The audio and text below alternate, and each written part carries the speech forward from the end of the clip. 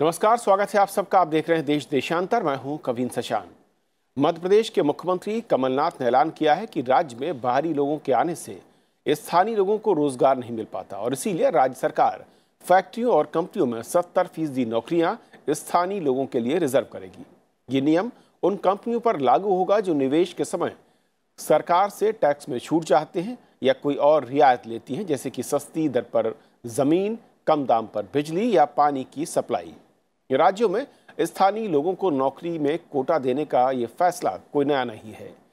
पिछले कुछ वर्षों में India labour and employment report के मुताबिक भारत में पहले से ही कई राज्य हैं जिन्होंने स्थानीय लोगों के लिए 70% तक नौकरियों को रिजर्व रखा है। महाराष्ट्र ने 1968 में बड़े उद्योगों में 80% नौकरियां स्थानीय लोगों के लिए रिजर्व की थी। उसके बाद हिमाचल, ओडिशा, कर्नाटक और तेलंगाना में भी कुछ ऐसे ही नियम लागू किए गए और अब कई राज्य इस तरह के नियम की कतार में दिखते हैं। समझेंगे इस फैसले से किस तरीके से रोजगार में स्थानीय लोगों को फायदा मिलता है, उद्योग जगत को इससे कितना नुकसान या फायदा होता है और इसके चलते जिन राज्यों में उद्योग धंधे नहीं हैं और वहां पर जो लोग पलायन करके पहुंचते हैं दूसरे राज्यों में, क्या उस पर असर होगा। हमारे साथ खास मेहमान स्टूडियो में मौजूद हैं। Doctor Subhash Chandra Pandey ji, special secretary, financial adviser हैं, department of industry policy and promotion, government of India. Sir, स्वागत है आपका। शिशिर सिन्हा हमारे साथ हैं, senior deputy editor the Hindu business line से, आपका स्वागत है। और डॉक्टर महेश गुप्ता हमारे साथ हैं, former president PhD chamber of commerce से, आपका भी स्वागत है। शुरुआत में सुभाष जी आपसे करना चाहूँगा, जिस तरीके से हम देख रहे हैं कि राज्यों में अब धीरे धीरे करके ये पॉलिसी या फिर अनाउंसमेंट ऐसे लागू करने की बात हो रही है कि स्थानीय लोगों को रोजगार, कहीं 70, कहीं 60, कहीं 80%। ये कदम उद्योगों के लिहाज से किस तरीके का है और स्थानीय लेवल पर रोजगार के लिए भी?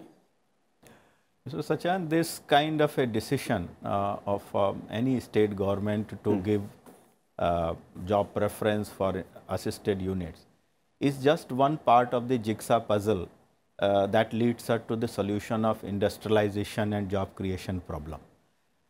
Because it is not a compulsion, it is supposed to be part of an incentive package.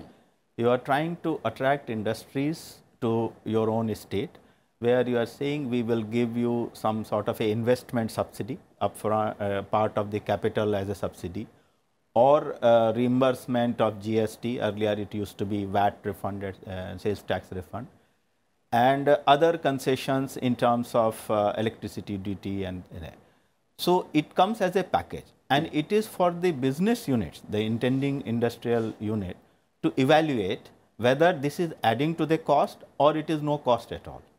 So in some cases actually it may appear to be mere optics, because the domicile profile of workforce is already such that it does not call for very serious distortion. So frankly, I don't know how far the domicile data of the workforce is available to say whether the existing representation of local youth is more than 70%, less than 70%, how much less than 70%.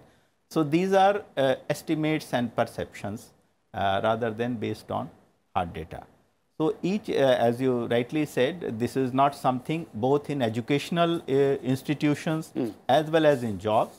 Domicile has been a requirement in many, particularly for states. So what is to be seen is how it is received by the business community, and obviously it will apply for fresh investment destined for the state. And so therefore there will have to be competition amongst states. If this all states offer the same terms, then the relative evaluation becomes that much more difficult for the businessmen. Okay, doctor Mahesh Gupta ji, उद्योगों के लिए ये कितना आसान या कितना मुश्किल, उन पर क्या असर पड़ता है जब इंसेंटिव की बात सरकारें कर रही हैं या राज्य सरकारें कि आपको लोकल को एम्प्लॉयमेंट देना है? कई राज्यों में देख रहा था, कर्नाटक में 2014 में 100% की बात की गई कि जो लोकल लेवल की नौकरियां वहां पर 100% आपको रखना होगा, स्थानीय लोगों को अपर हायर क्लास में आपको 70% तक, हिमाचल में 70% मैन्युफैक्चर जो कि दवाएं बनती हैं, महाराष्ट्र में 80% कुछ इंडस्ट्रीज में एसएमई को लेकर, ओडिशा में 90% तक है। 2010 में एक आदेश दिया गया। कैसे इंडस्ट्री से देखती है और उसके लिए क्या बेनिफिट है या क्या इसके नुकसान हैं?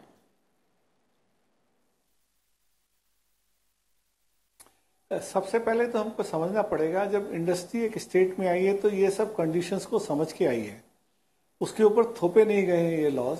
उसने इंडस्ट्री ने एक कॉन्शियस डिसीजन लिया है उस चीज को इम्प्लीमेंट करने के लिए। अगर वो चीज समझ के आई है तो वो इंडस्ट्री को उतना ऑब्जेक्शन नहीं होता है। चैलेंजेस इंडस्ट्री के लिए आते हैं कि जो लोकल वर्कफोर्स मिलती है कई जगह पे वो स्किल्ड नहीं होती है, तो उसके लिए इंडस्ट्री को कुछ पैसा खर्च करना पड़ता है उनको ट्रेनिंग करने के लिए और उनको अप टू द मार्क लाने के लिए। तो वो थोड़ा एक्सपेंडिचर आता है, लेकिन उस एक्सपेंडिचर को देखा जाता है उसका बेनिफिट हमको क्या मिल रहा है। कुछ स्टेट में ये भी फायदा होता है इंडस्ट्रीज को कि चीप लेबर भी, लोकल लेबर चीप भी मिल जाती है। वो वहीं के लोकल रहने वाले होते हैं, वो लोकल कंडीशन को समझते हैं और वो उसको अडॉप्ट अच्छी तरह से कर पाते हैं। तो कई जगह बेनिफिट होता है, कई जगह एक चैलेंजेस आते हैं, लेकिन जहां पे 100% की बात होती है वो एक बहुत बड़ा चैलेंज होता है। जब 70% की बात होती है, 80% की बात होती है, वो चीज निभ जाती है, क्योंकि एक स्किल्ड लेबर को तो जॉब एकदम अनस्किल्ड से लेके आना तकलीफ की काम होती है। इसलिए गवर्नमेंट थोड़ी लीवरेज आपको देती है कि 20 से 30% आप बाहर से लोग ला सकते हैं, तो वहां तक वो चीज ठीक रहती है उस हिसाब से। तो मैं लंप सम यही कहूंगा, क्योंकि एक कॉन्शियस डिसीजन है इंडस्ट्री का वहां आने के लिए, इसलिए उसको कोई तकलीफ नहीं होती। इसलिए लेकिन क्या ये कहा जाए कि इससे जो अलग अलग राज्यों में इंडस्ट्री को लगाने, उनको निवेश करने, इसको लेकर कंपटीशन बढ़ सकता है या बढ़ने की उम्मीद है या बढ़ा है?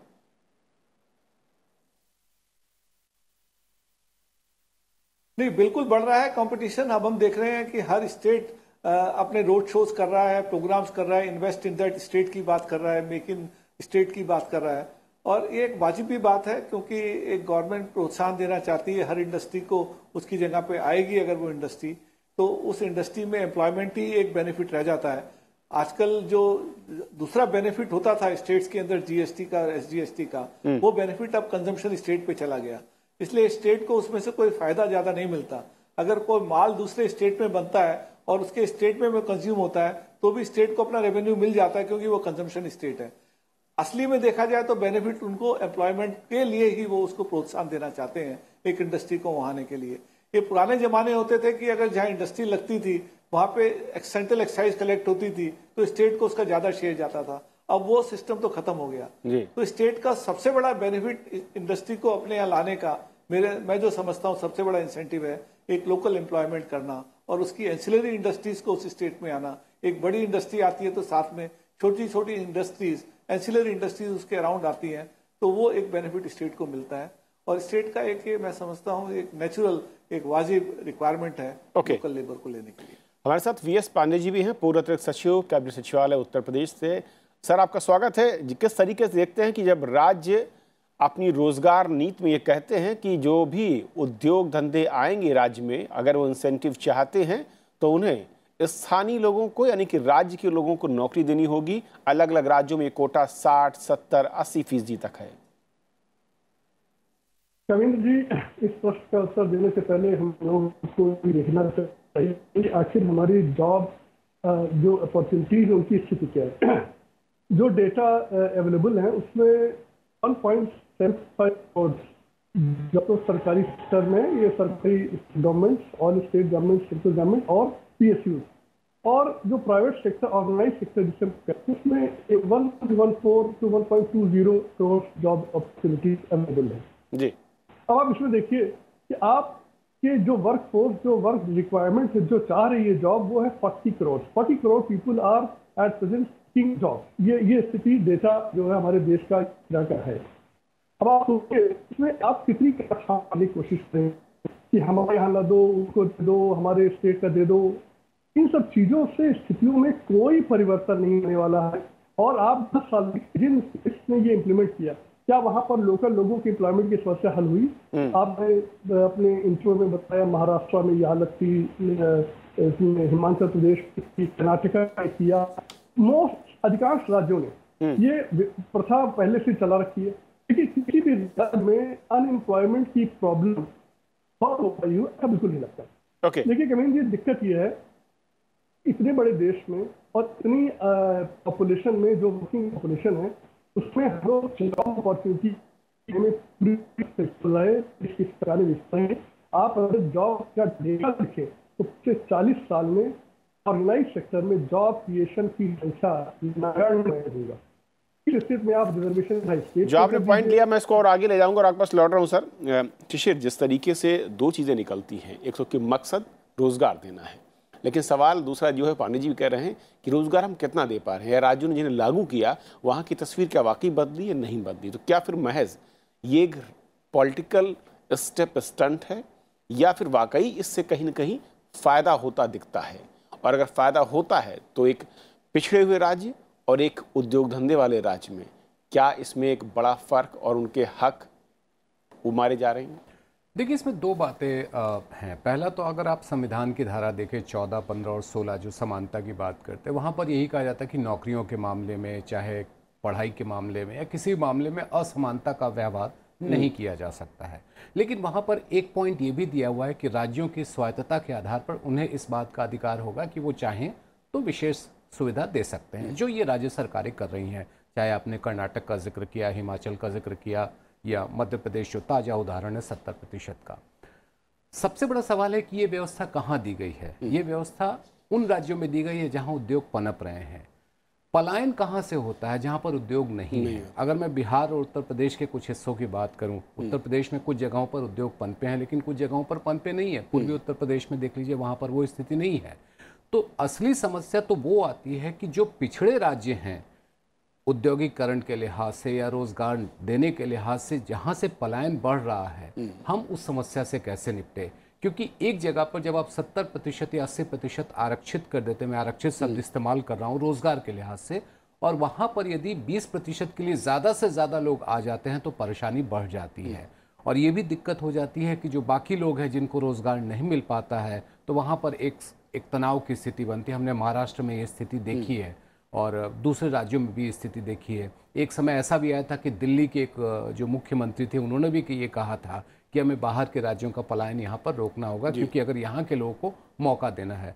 मुझे लगता है कि इसमें गलत नहीं है, लेकिन यहाँ पर यह भी ध्यान में रखना है कि हम इतना ही दें जिससे कि उद्योग पर बोझ ना पड़े। जो मैं मिस्टर गुप्ता की बात का मैं एक यहाँ से क्यों लेना चाहूँगा कि क्या हमारे पास वही लोग हैं जो हमारी ज़रूरत को पूरा कर सकते हैं? अगर स्थानीय वो ज़रूरत नहीं पूरा कर पाते हैं और अगर हम बाहर से लाते हैं, लेकिन हमारी सीलिंग है कि हम 70-80% हमको लोकल ही देना है, तो क्या हम उत्पादन रोक दें? तो कहीं ना कहीं एक संतुलन बनाना है, और साथ ही साथ उन राज्यों में जहां से ज्यादा पलायन होता है वहां पर औद्योगिकरण को बढ़ावा दें, जिससे कि ये नौबत ही ना आए कि आपको 70% या 80% आरक्षण रखना पड़े। लेकिन सुभाष जी, क्योंकि जब कुछ राज्य हम देखते हैं कि जब ज़मीन का अधिग्रहण होता है या कहीं पर इस तरह के काम होते हैं, तो एक आम तौर पर स्थानीय लोगों को रोज़गार की बात कहते हैं, और अगर राज्य इसकी तरफ आगे बढ़ रहे हैं, इंसेंटिव दे रहे हैं, जो कि गुप्ता जी कह रहे थे कि कंपनियों को पता है कि वहाँ पर उन्हें 70% लोकल लोगों को लेना है और तैयार होंगी तभी आएंगी, क्या इससे एक बड़ा फर्क आएगा? जो राज्य जहाँ पर उद्योग नहीं है वो भी प्रेरित होंगे कि हमारे उनके लोग स्थानीय जो निवासी, उनका दबाव राज्य सरकारों पर पड़ेगा कि आप भी उद्योगों को लगवाइए या कुछ इस तरह की इंडस्ट्री को लगाइए? See, there are certain regions in the country, particularly northeastern states and Himalayan states, which have traditionally remained industrially backward. And the central government has been running special schemes and packages for long. Very recently also we have revised these schemes, where we are registering new units in terms of capital incentive, interest subsidy, insurance subsidy. And there also, although because it is a central government assisted scheme, so obviously there is no question of prescribing any local brand. But what we are trying to consciously do is to pick up those industries which are more job intensive.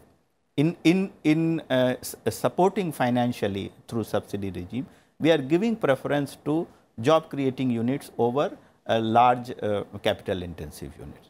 So that is another approach. As I said in the beginning, this is just one part of the jigsaw puzzle.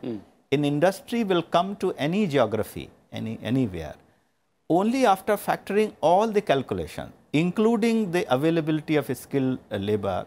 It is raw material, it is ease of doing business, it is quality of power supply, it is law and order, and so many things. So this is, while this is necessary, this is not enough for any state. And we are very happy to note that there has been sort of a competitive federalism we are observing, where states are engaged in a healthy competition as to who ranks high on ease of doing business. So, this is a win-win situation. Whichever state ranks top, ultimately it is India wins. So, and ultimately that leads to debureaucratization of processes, the G2B interface, faster licensing, faster clearances, consolidation of applications. So, this is just one aspect. And as I said, the skilled availability, and if, as Mr. Gupta said, if the local youth lack necessary skill, that much extra expenditure on skill upgradation, which is in any case we require, whether it is local or outsider. There is a large need for skill upgradation program, and industry is gladly there. We have had an apprenticeship act program, and industries have been supporting it. There is a need to, because our educational system in any case will not be able to provide employment ready persons who can start working in industries from day one. There will be some amount of induction, some amount of on the shop floor training, and this is part of it. So, it is not too much of an extra burden, but certainly where the domicile in terms of both education and job is an issue, and it will remain. क्योंकि दो इसमें पहलू हैं। एक वो लोग जो कि किसी एक राज्य में रहते हैं, मान लीजिए मध्य प्रदेश सरकार ने कहा, तो स्थानीय लोगों को ये कहना है कि हमारा हक है और राज्य सरकार के कर्तव्य है कि हमारे अधिकारों को सुरक्षित रखें, और पहला जो प्राथमिकता है वो हमें मिलनी चाहिए, जिसके लिए सरकारें बढ़ती दिखती हैं। दूसरे वो लोग जो कि किसी दूसरे राज्य से आकर वहाँ पर रोजगार की तलाश करते हैं, रोजगार लेते हैं। दोनों के हित साधने एक साथ बहुत मुश्किल है। फॉर्मूला ज़रूर है कि 70-30% रखा जा रहा है, लेकिन इसे इम्प्लीमेंट करने में किस तरीके की दिक्कत है, जबकि उद्योग जो कि बहुत सेंसिटिव मसला है, प्रोडक्शन कैसे रुकेगा, कैसे चलता रहेगा, ना रुके, इस तरीके की उसमें क्या स्टेट गवर्नमेंट की बेस्ट पॉलिसी हो सकती है रोजगार नीति को लेकर? देखिए, संतुलन तो आपको बनाना होगा, और कई जगहों पर देखा है कि जब रोजगार के इस तरह के मौके बनते हैं तो वहाँ पर एक तनाव की भी स्थिति बनती है। अगर स्थानीय लोगों को रोजगार के उतने मौके नहीं मिलते और बाहर के लोग बहुत ज़्यादा आ जाते हैं, और हमने ये कई राज्यों में देखा है कि तनाव की स्थिति बनी है। हमें कहीं ना कहीं संतुलन लाना होगा, लेकिन हमें ये ध्यान रखना है कोई भी राज्य सरकार जो बनी है वो स्थानीय लोगों से बनी है, बाहर के लोगों से नहीं बनी है। तो अगर वो स्थानीय हितों को नहीं साधेगी, वो पलायन को नहीं रोकेगी, तो कौन रुकेगा? आज आप देखिए कि अगर बिहार और उत्तर प्रदेश के लोग जाकर के महाराष्ट्र में काम करते हैं और वहाँ किसी तरह के तनाव की स्थिति बनती है, तो आखिरकार उसका समाधान क्या है? क्या हम उन्हें वहीं पे उस तरह की स्थिति में रहने दें, या हम अपनी जगह पर उसके लिए रोजगार के मौके मुहैया कराएं? आपको ये भी समझना चाहिए कि स्थानीय स्तर पर खर्च कई मामलों में कम भी हो जाता है, क्योंकि वो आपको कई तरह की सुविधाएं उनको नहीं देनी पड़ती है जो कि आप बाहर के लोगों को देते हैं, चाहे वो आवास के मामले में हो या फिर उनके लिए दूसरी जो फैसिलिटीज़ है उनके मामले में देना हो। और लोकल लेवल का जो आदमी है उसका जो वर्क में जो एक कंट्रीब्यूशन है, जो एक जिसको कहते हैं कि जुड़ाव है, वो ज़्यादा होगा, क्योंकि उसको लगेगा कि मैं तो पास में हूँ, मैं यहीं हूँ, यहीं की चीज़ है, मेरी अपनी चीज़ है, तो उसका जुड़ाव ज़्यादा होगा। फिर भी मुझे लगता है कि आपको संतुलन बनाना होगा। ये जो 70, 80, 90 जो है, हो सकता है कि आने वाले दिनों में एक अलग तरह का तनाव पैदा करे। राज्यों के बीच प्रतिस्पर्धा बढ़ेगी कि हम कितने ज़्यादा से ज़्यादा स्थानीय लोगों को दे सकते हैं, तो फिर तो आपको संविधान की धारा 14, 15 और 16 को खत्म कर देना होगा। महेश जी, जब उद्योग लगते हैं, आप बेहतर समझा पाएंगे, स्थानीय लोगों को लेने की जब प्राथमिकता होती है, उसके क्या फ़ायदे इंडस्ट्री को दिखे या नज़र आए हैं, और जब ये ओपन टू ऑल होता है तो उसके क्या फ़ायदे या नुकसान नज़र आए हैं?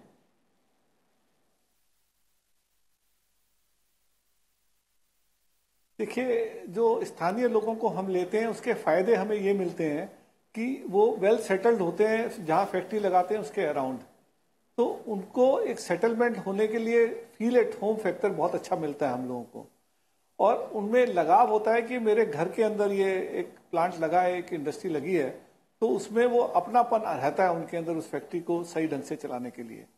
जबकि जो बाहर का आदमी अगर आके उस जगह पे एक जॉब मिलती है तो उसको ये लगता है कि मैं तो बाहर का आदमी हूँ, नौकरी कमाने आया हूँ, मैं परमानेंट यहाँ सेटल होऊंगा नहीं होऊंगा, वो अपनापन उसमें इतना नहीं रखता, और उसको एक ज़्यादा एक्सपेंडिचर चलता है वहाँ पे सेटल होने के लिए। तो ये तो एक फायदे हुए लोकल आदमी के। और जो डिसएडवांटेज है वो मैंने पहले भी कहा, उनको ट्रेनिंग का एक डिसएडवांटेज रहता है, उनके ऊपर स्किल सेट हमको ज्यादा एक टाइम लगाना पड़ता है। बट मैं यहाँ पर एक जरूरी बात और कहना चाहूंगा, ये जो रिजर्वेशंस है ये एक ऑर्गेनाइज सेक्टर में लगे हैं, वो भी लार्ज प्रोजेक्ट्स को जो गवर्नमेंट से सपोर्ट लेते हैं। बट हमें ध्यान देना पड़ेगा कि ज्यादातर लेबर जो होती है वो एक तो अनऑर्गेनाइज सेक्टर में होती है, जहां पलायन दूसरे प्रदेशों से पलायन करके लोग जाते हैं, जैसे कंस्ट्रक्शन इंडस्ट्री है, उसमें बहुत ज्यादा लेबर मूव करती है, स्किल्ड लेबर भी होती है, लेकिन वो पलायन करके आती है, लेकिन ऑर्गेनाइज सेक्टर में नहीं होती, उनको वहां पे जॉब मिल जाते हैं। नंबर 1। नंबर दूसरा, स्मॉल स्केल इंडस्ट्री जो ज्यादा गवर्नमेंट से सपोर्ट नहीं लेती है और वो ज्यादा लोगों को एम्प्लॉयमेंट देती है, उसके ऊपर भी इस तरह की कोई रिस्ट्रिक्शन नहीं आती है कि आपको लोकल आदमी कितने लेने हैं और बाहर के आदमी कितने लेने हैं। और मैं एक चीज और कहना चाहूंगा, आने वाले समय में आज ऑटोमेशन का जमाना है, आर्टिफिशियल इंटेलिजेंस का जमाना है, जो लार्ज प्रोजेक्ट्स आएंगे, जो ज्यादा जो इन्वेस्टमेंट करेंगे, उनमें पर रुपीज जो लेबर रिक्वायरमेंट होगी वो बहुत कम होगी compare to small scale industries. तो ओवरऑल अगर आप देखेंगे, पूरे स्टेट के लिहाज से देखेंगे, तो पलायन वाले लोग भी एम्प्लॉय हो रहे हैं और लोकल लोग भी एम्प्लॉय हो रहे हैं, तो दोनों को अपॉर्चुनिटी मिल रही है, अपने को उस लेवल से देखना पड़ेगा। ओके। और क्या इनकी कार्यक्षमता में कोई अंतर आपको दिखा या महसूस किया उद्योगों ने, बाहरी और स्थानीय में? नहीं, जरूर होता है। अगर बाहर से अगर कोई आदमी आता है, वो स्किल्ड आदमी आता है, उसके स्किल सेट बहुत अच्छे होते हैं, आप उसी को सेलेक्ट करेंगे, आपके पास अपॉर्चुनिटी है। अगर 100 लोग बाहर से आए और उसको आपको अपने 10 लोगों को लेना है, आप 10 बेस्ट लोगों को लेंगे, बाकी लोगों को नहीं ले पाएंगे, तो उन लोगों को स्पेशलाइज्ड जॉब में रखा जाता है। अगर हमारे पास 70 और 30% की रेशो की रिक्वायरमेंट है, तो हम 30% लोग ऐसे लेते हैं जो काम को बहुत अच्छी तरह से जानते हैं और वो पहले दिन से काम करना शुरू कर देते हैं। बाकी 70% लोग ऐसे होते हैं जिनको थोड़े दिन ट्रेन करना पड़ता है, वो धीरे धीरे करके उस काम में लग जाते हैं। सुभाष जी, का आखिरी रिएक्शन मैं आपसे चाहूँगा कि जिस तरीके के हालात हैं और रोज़गार वो भी ऑर्गेनाइज सेक्टर या फिर जो बड़े उद्योग धंधे हैं राज्यों में लग रहे हैं, क्या हमें राज्यों में पलायन को रोकने के लिए ये जो स्थानीय को प्राथमिकता की नीति, लेकिन हर राज्य में एक कॉरिडोर, इंडस्ट्रियल कॉरिडोर, इस तरह की भी कुछ नीतियों को आगे बढ़ाना होगा स्टेट लेवल पर, तभी हम पलायन और स्थानीय लोगों को प्राथमिकता, ये सब कुछ हम मैच कर पाएंगे? No, I don't think there could be a situation of an industrial corridor in each state, because the establishing large industrial estates, there are so many factors go into it, which is proximity to market, proximity to raw material, logistics cost, and therefore the clustering everywhere is not possible. In fact, we earlier we used to lament that many of the unemployed who are so homesick that they want jobs at their doorstep, and we have to encourage that you have to go where the job is. And so this kind of a movement towards localization is a counter to that way, which is encouraging people to go. And it is a historical fact that a large amount of prosperity in various corners in the country and in the world has been made by migration, human migration. So this is a delicate and sensitive issue, partly political, partly social, economical. There are no ready technical answers. But certainly the estates cannot be created everywhere. They will be created where they will be viable to operate. Otherwise, through subsidies, you can start an investment, but whether the investment will be sustainable and sustainable in terms of job creation, only the time will tell. बिल्कुल, बहुत बहुत शुक्रिया आप सभी मेहमानों का हमारे साथ इस चर्चा में शामिल होने के लिए और ये समझाने के लिए कि असल में राज्यों में रोजगार को लेकर जो नीतियां हैं या स्थानीय लोगों को प्राथमिकता या कोटे की बात हो रही है, उसका फायदा या नुकसान क्या है और इससे राज्य में रोजगार और उद्योग को क्या मिल रहा है। और बात आप दर्शकों की राय की, हमने कार्यक्रम दिखाया था सीबीआई का दायरा और राज्यों के अधिकार को लेकर। विकास यादव लिखते हैं कि सीबीआई चुनौतियों से गुजर रही है और सीबीआई निदेशक को अब यह साबित करने की जरूरत है कि वो सीबीआई संस्था का राजनीतिकरण नहीं होने देंगे। गौरव त्रिपाठी लिखते हैं कि सुप्रीम कोर्ट के आदेश के मुताबिक सीबीआई ने अपनी कार्रवाई की, लेकिन राज्य सरकार की ओर से किया गया बर्ताव सुप्रीम कोर्ट के आदेश की अवहेलना है, साथ ही भारत के संघीय ढांचे पर प्रतिघात भी है। तो आप हमारे कार्यक्रम YouTube पर देख सकते हैं, साथ ही हमें अपनी राय या सुझाव भेज सकते हैं। आज फिलहाल इतना ही, नमस्कार।